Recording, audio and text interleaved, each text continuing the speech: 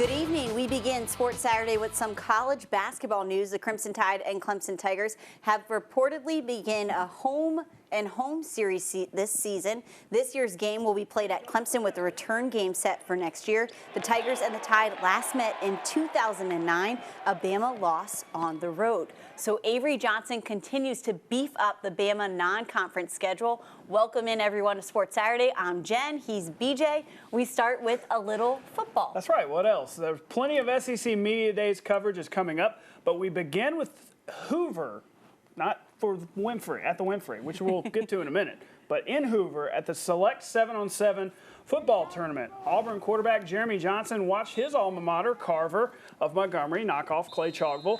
Hoover ended up in the title game, losing to a team from Kentucky, but in the end, Cougars head coach Jerry Hood says sometimes the 7-on-7 results don't always translate to the fall.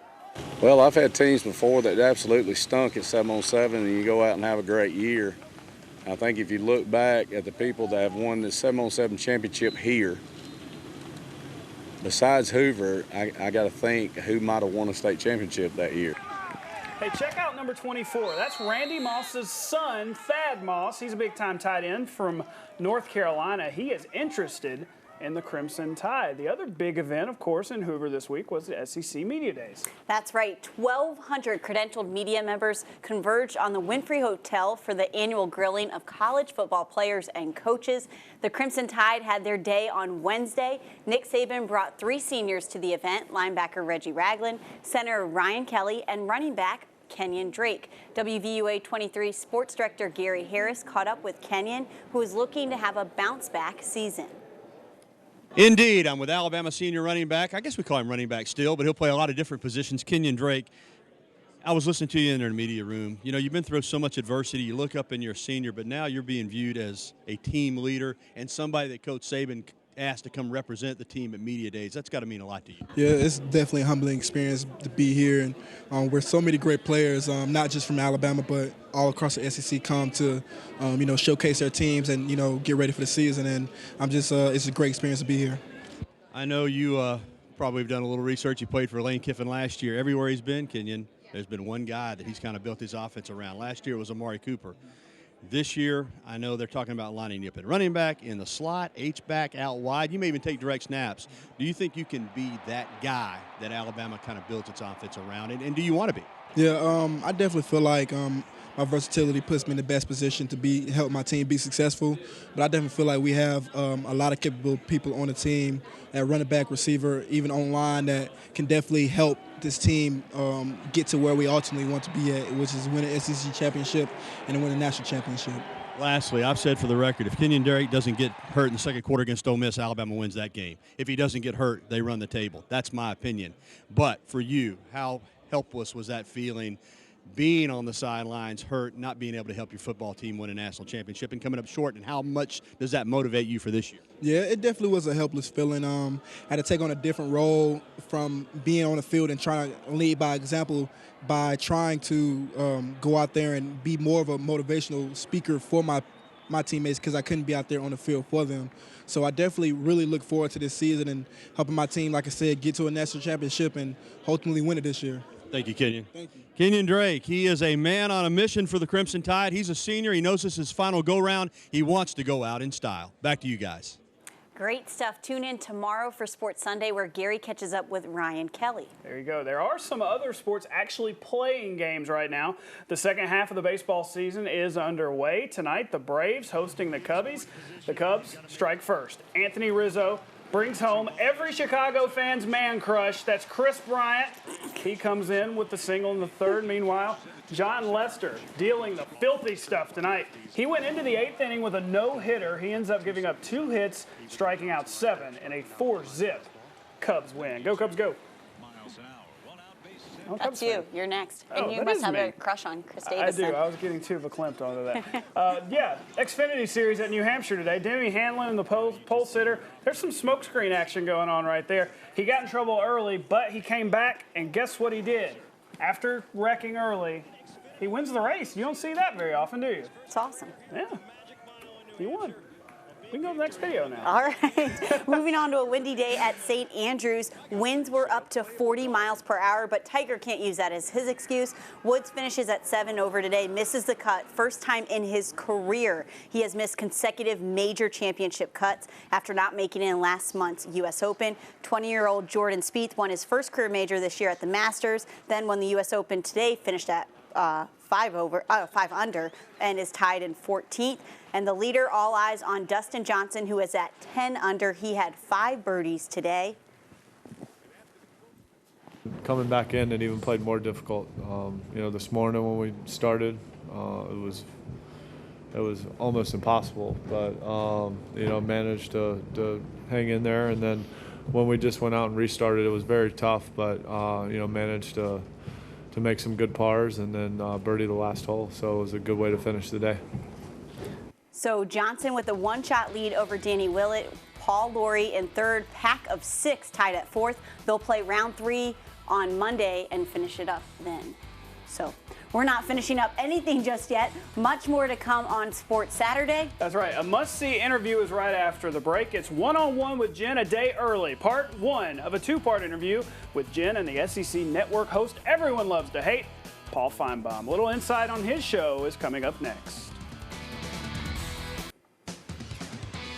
Hey, we're back on Sports Saturday. A little earlier, we told you about all the fun we had at SEC Media Days this week. But Jen Chapman outdid us all because she sat down with the king of all SEC media, Paul Finebaum. We're back with another edition of One-on-One with Jen, and this voice and now a face that people are recognizing, especially in the state of Alabama. We're joined with Paul Finebaum. Paul, welcome to One-on-One with Jen. Thank you, Jen. I'm delighted. I think the voice has gone over better than the face, but I'm happy to do it. I think they're both working really well. Paul, when you got started in this business many years ago, you said it was the newspaper business. Is this something you even imagined that would happen, that you would have your own show? No, Jen, I didn't. I was happy to get a job. I didn't major in journalism. I had the intent of becoming a lawyer. And I changed, I became smitten by the newspaper business at the school newspaper in Tennessee. And so I took this job many, many years ago for $135 a week, and I was happy to have it.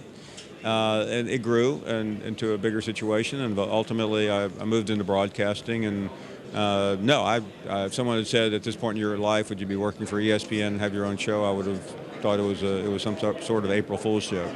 So when you talk to younger audiences, what do you tell them about how to get to where you're at? I mean, it's been a long road to get to this point. Yeah, and you wonder sometimes, and I did as recently as 3 years ago, whether it would end this way. But young people, not to sound like a professor, but they want to start on SportsCenter at ESPN. It's so difficult, and some do.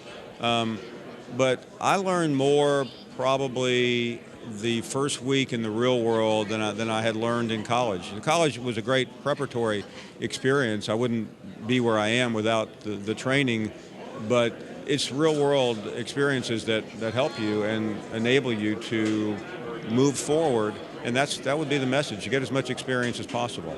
Now, having the show for so long in Alabama, what about that fan base, both Alabama and Auburn, made it so unique that your show could be so successful?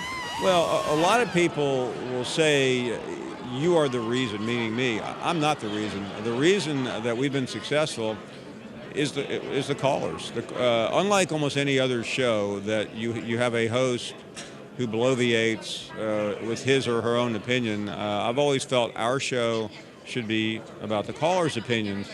And it just so happens that this was always a great rivalry, but particularly in recent years, it's become the biggest and most important rivalry in college football. The winner of the Alabama-Auburn game since 2009 has played for the national championship.